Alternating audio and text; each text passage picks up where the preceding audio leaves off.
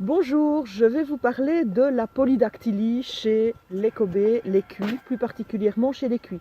Voici un bébé cuit qui est né cette nuit.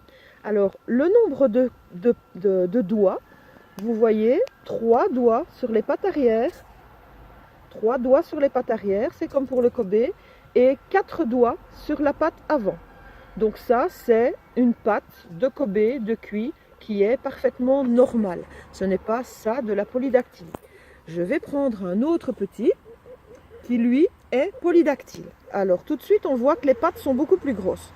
Ici par exemple il a 4 doigts sur les pattes arrière au lieu d'en avoir 3.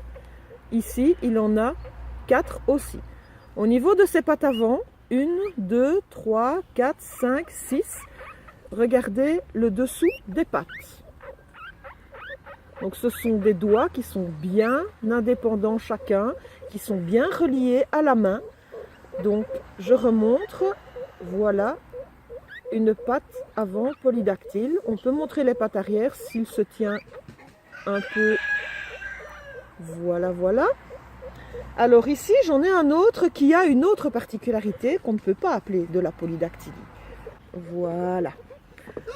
Donc ici on a les pattes avant polydactyle avec 1, 2, 3, 4, 5, 6 doigts. Et de l'autre côté, 1, 2, 3, 4, 5 doigts. Je les montre.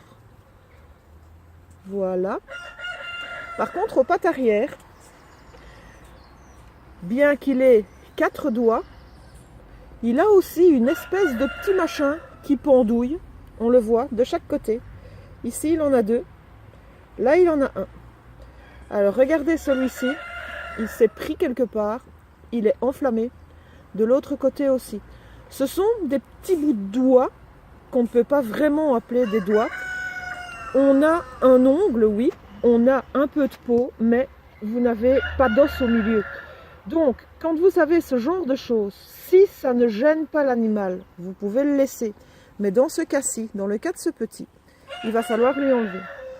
Alors, moi, j'ai de l'expérience, je le fais moi-même, mais il vaut mieux aller chez le vétérinaire qui va endormir un petit peu localement et qui va le couper simplement avec des ciseaux désinfectés et ensuite il va mettre un petit produit dessus pour l'aider à cicatriser. Donc ne pas confondre la polydactylie où on a des doigts qui sont bien indépendants et les petits morceaux qui sont là et qui finalement dérangent et gênent beaucoup certains animaux, sans compter que s'il est possible qu'ils se coincent, qu'ils marchent sur un sol. Et bon, si c'est un sol de terre, il y a de la terre qui va aller s'agglutiner là autour. Bref, c'est parfois bien dérangeant. Donc voilà, c'était la polydactylie chez le cuit. Donc si cette vidéo vous a plu, vous pouvez faire un petit pouce vers le haut.